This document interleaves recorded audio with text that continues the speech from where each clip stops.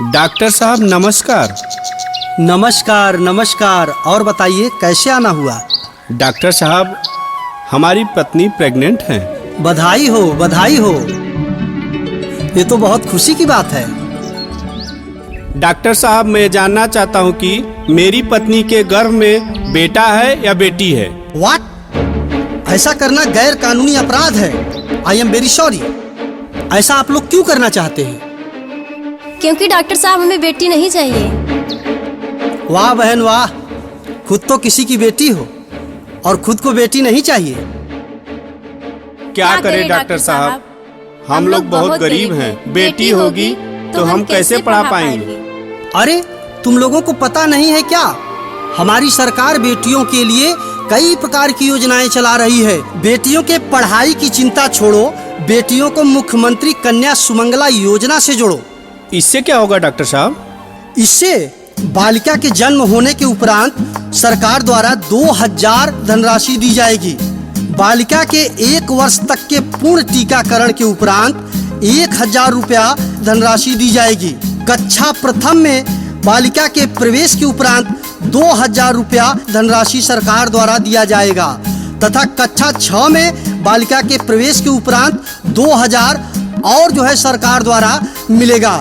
कक्षा 9 में बालिका के प्रवेश के उपरांत 3000 धनराशि दी जाएगी तथा स्नातक अथवा 2 वर्ष की अवधि के डिप्लोमा कोर्स में प्रवेश के उपरांत सरकार द्वारा 5000 रुपया बेटियों को धनराशि दी जाएगी। इसलिए जिला प्रवेशन अधिकारी के कार्यालय में आवेदन पत्र जमा कर इन सभी योजनाओं का लाभ उठाएं।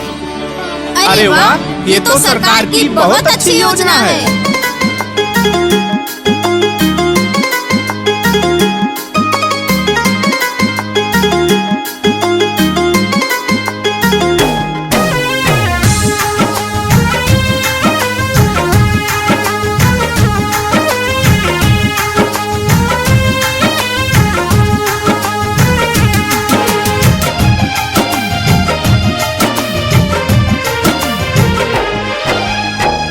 जन जन से ही पुकारे हो, जन जन से ही पुकारे सुनो बाबू भैया। जन जन से ही पुकारे सुनो बाबू भैया। सब कोई आगे आए, परदेसी गाए, बेटी बचाए बेटी पढ़ाए। बेटी बचाए बेटी पढ़ाए।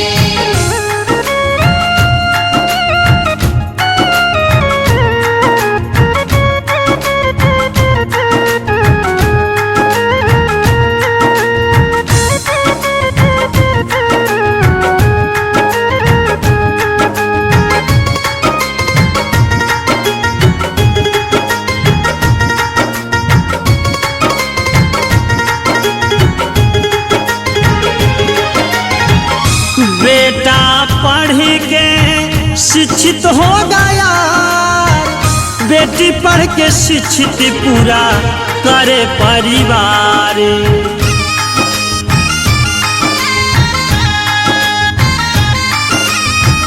बेटा पढ़ के अकेले शिक्षित हो गया, बेटी पढ़ के शिक्षित पूरा करे परिवार। नारी शक्ति है हो, नारी शक्ति है बेटी हमारी। नारी शक्ति है बेटी हमारी।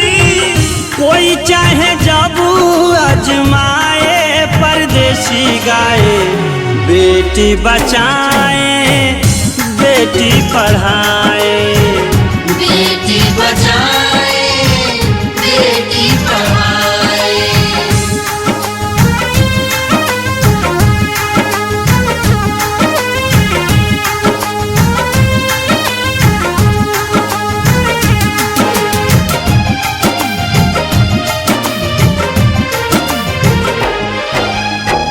नारी के बिना संभव नहीं नारी जीवन, बन के बहन बांधे भाई को रक्षा बंधन।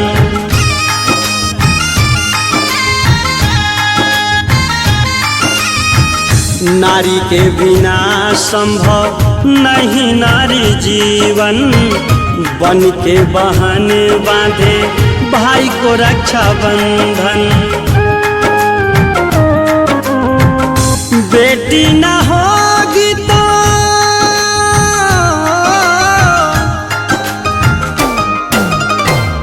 बेटी न होगी तो बेटा कैसे होगा, बेटी न होगी तो बेटा कैसे होगा। सबको यह समझाएं परदेसी गाए, बेटी बचाए बेटी पढ़ाए। बेटी बचाए बेटी पढ़ाए।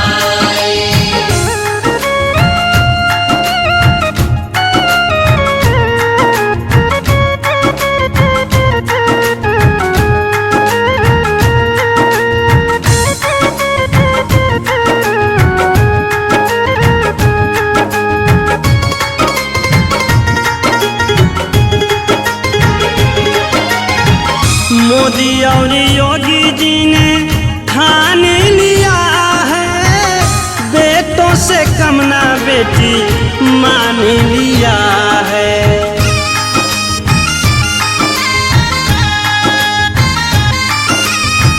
मोदी और योगी जी ने ठान लिया है, बेटों से कम ना बेटी मान लिया है। अभियान पीएम सीएम का हो, अभियान पीएम सीएम का भदोही से बढ़ाए, अभियान पीएम सीएम का भदोही से बढ़ाए। घूम घूम सबको समझाए परदेसी गाए, बेटी बचाए बेटी पढ़ाए।